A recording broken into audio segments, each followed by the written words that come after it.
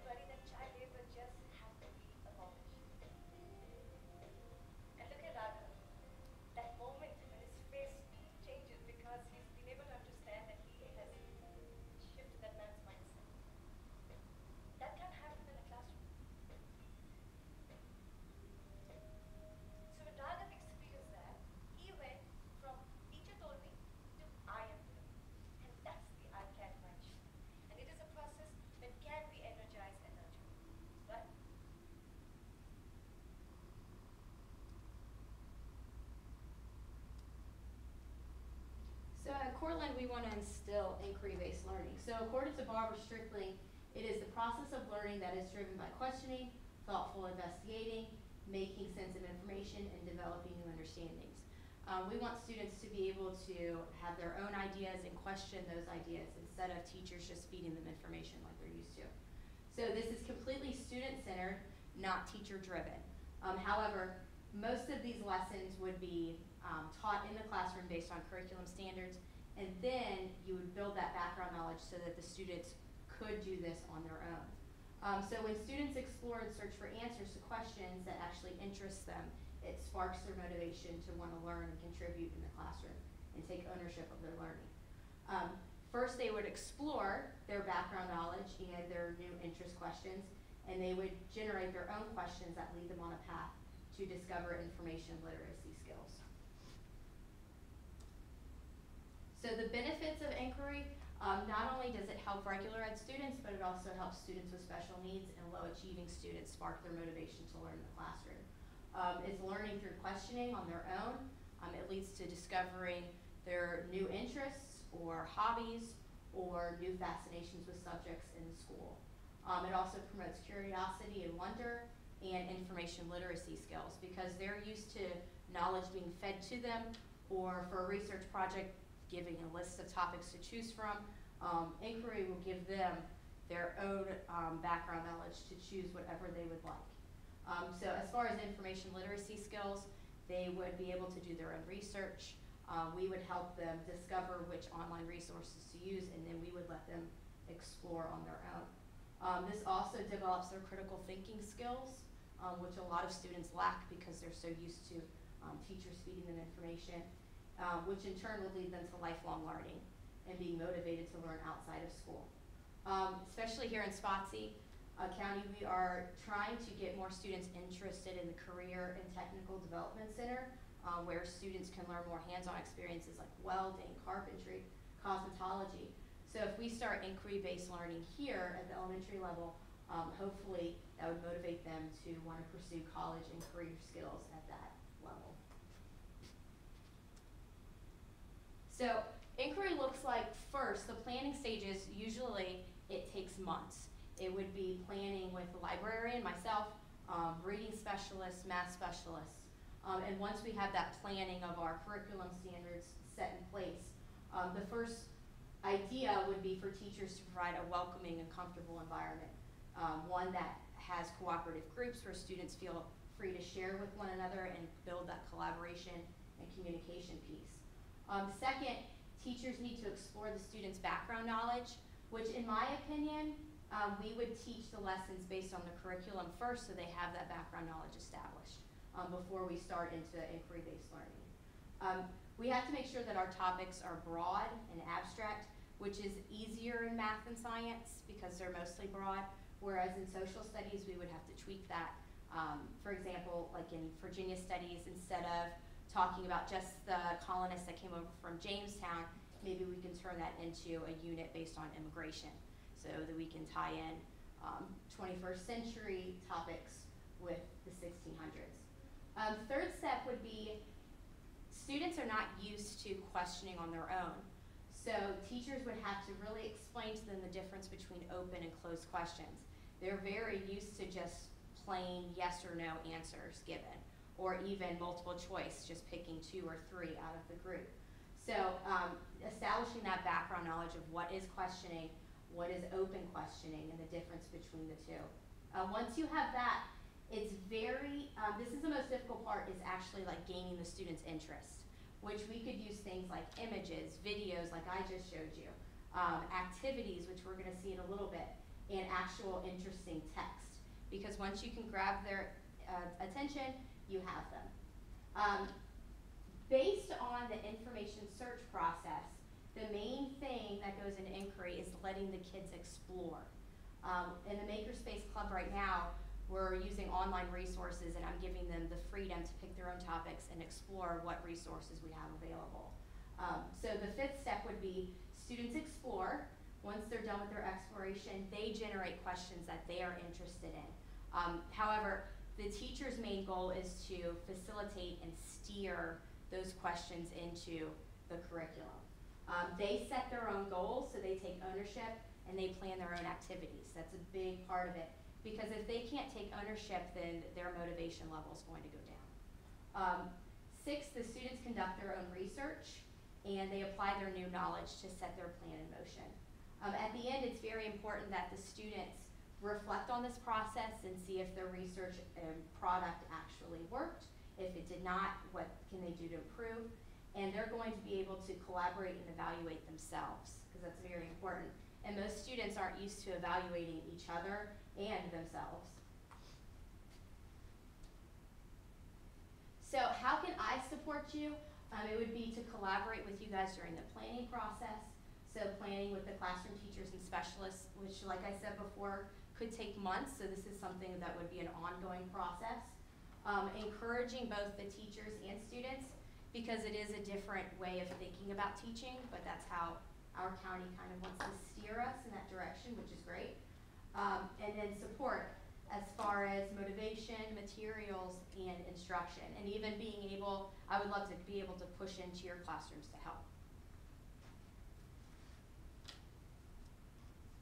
So one inquiry based project that I'm doing right now is with our Makerspace Club, which is with the 4th grade students. So in order to grab their attention, I projected an image, which I'm going to show you in a second, and we talked about topics that the students have already learned about in 4th grade and which ones actually really interested them. So then we took those topics, we made a long list, and they picked water pollution and watersheds, that unit that you guys already taught. And we discussed how students and humans impact the communities and watersheds. So we pulled up various pictures and we came up with open and closed questions based on that picture. So when the students came in at the beginning of the project, I just had this picture full screen, and I gave them a 3-minute time limit, and they had to write down topics and questions that were interesting to them based on this picture. And then we came together, we talked about the difference between open and closed, which a lot of them came up with yes or no questions.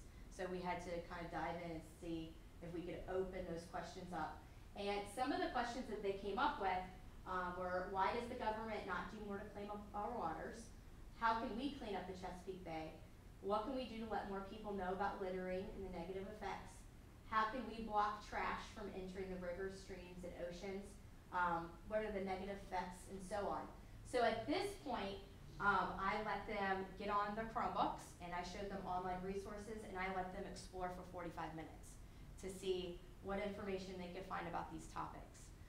So this week, we're going to come back together, and we're actually going to see which questions most of the groups picked, because we're going to pick that one question to actually dive deeper to establish a product and a project out of those questions.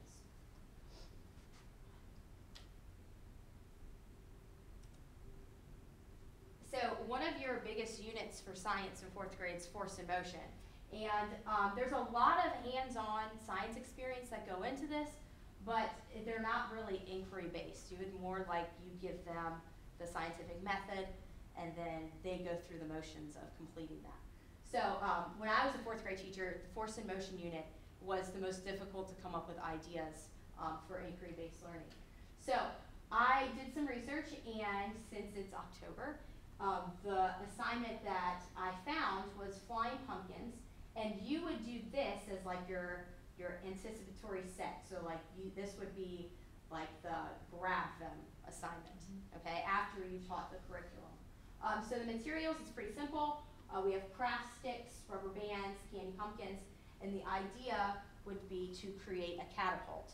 And the objective is for them to discover the relationship between force, speed, and distance. And I thought this would be good to grab their attention and motivate them, because usually the projects for force and motion would include like a car, rulers, marbles. So this is something different. So the first thing we would do is look at the catapult that I gave as as an example. Then I would put up an example of a picture of a catapult, and we discuss the use, because a lot of them don't understand what this is and have never seen one before. So next step, we would create our own and discuss what they're used for, and test and record the data and trials. Okay, so we tie in math later on when we graph the results. So if you could go ahead and open your bag. And you're going to find 6 craft sticks, 3 candy pumpkins, which we're only going to use one, to eat later, as an incentive. And I would do the same thing for the kids. If you could take out all the materials, and we have various amounts of rubber bands.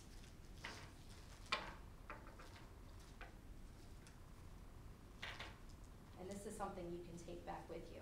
So the first step would be to take 4 craft sticks and pile them together. Okay. We're going to take 1 rubber band, and we're going to tie one side so that they're structured and tight. And then at the other end, we're going to do the same thing.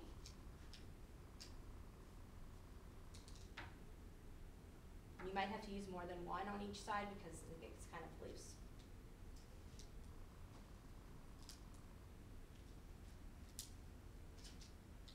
Okay.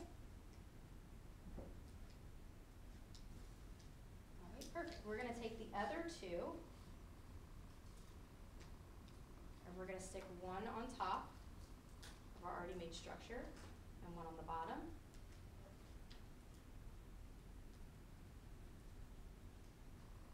Okay, so it kind of looks like a clothespin. And we're going to take our rubber bands and we're going to crisscross them so that this does not move.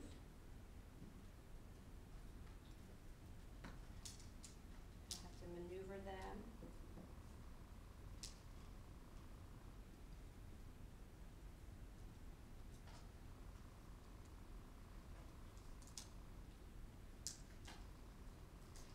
And I can give these two examples to you all too to take back to your classrooms so you have multiple sets.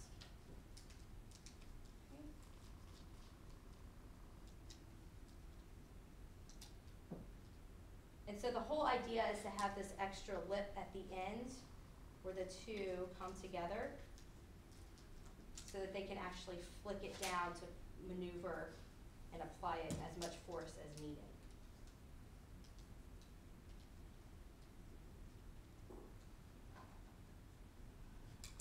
You might have to take another rubber band at the end in order to keep those together.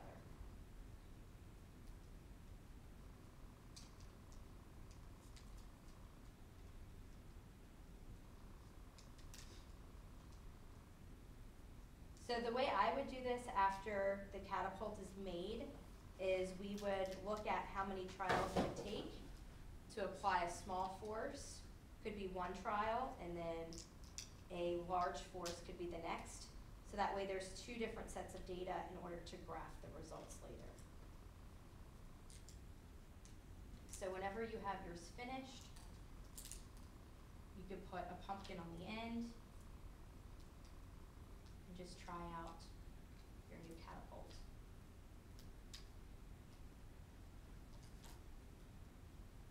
When you're finished, you can eat your pumpkins. So this would be something to grab their attention, to motivate them to keep learning force and motion topics and projects on their own, as well as in the classroom. And this could also generate their thoughts and explorations on making new student-generated questions to explore on their own, and even bring those topics to you, and maybe we can even make a new inquiry-based project. So the last part after we graph our results and bring that math into it is we're going to discuss the conclusion. So how does the force affect the speed and the distance that the pumpkin traveled? And it also, this project, you can review the scientific method and throw in that math as well. So the last thing I want to show you all is exactly how many online resources the kids have available that is free to them. And we've talked about this before, how these online resources they can use through our library website up through high school. That each school in the county has these free for them. So Destiny Discover is our library website, and they already know how to get to this. We've practiced this numerous times. So when they get to the website, they know they have to log in up at the right-hand corner, and you all have a login too. It's your regular work username and password. And the kids know they must log in order to reach these online resources. And sometimes it takes a few seconds to toggle.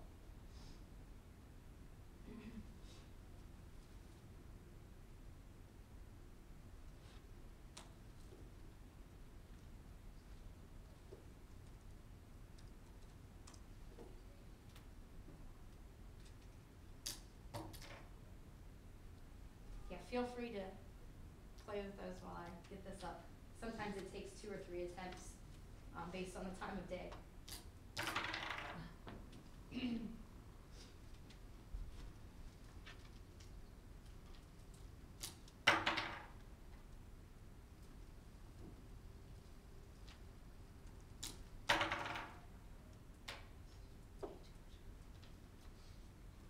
Okay, here we go. See, 2 or 3 attempts every time. Okay, so once you get past the ebook selection that we have, which is another resource I'm going to show you in a second, they have all of these online resources. So Pebble Go is an online encyclopedia. The main one I want to show you is Britannica. Because I tell the kids this is like our school's Google. It's one place where they can find multiple amounts of information. So up at the search,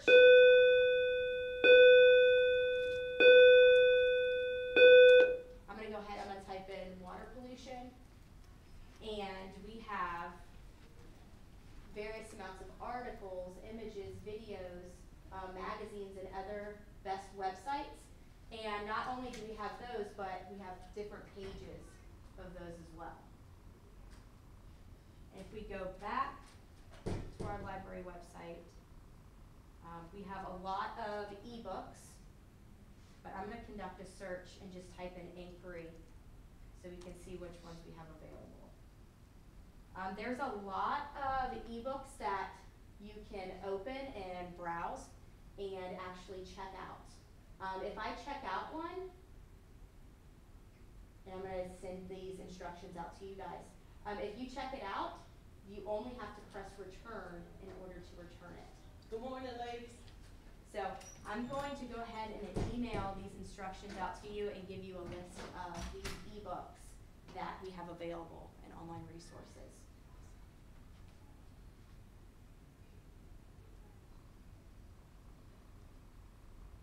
And here are the references, and I'm going to send this presentation out to you as well. Do you? So. Do you have any questions right now? If you don't have questions right now, you can email me later. Later, probably. Okay, wonderful. That's cool. All right. Well, thank you for coming. I appreciate it. Oh, yeah. Thank you, thank you, thank you. Also, that was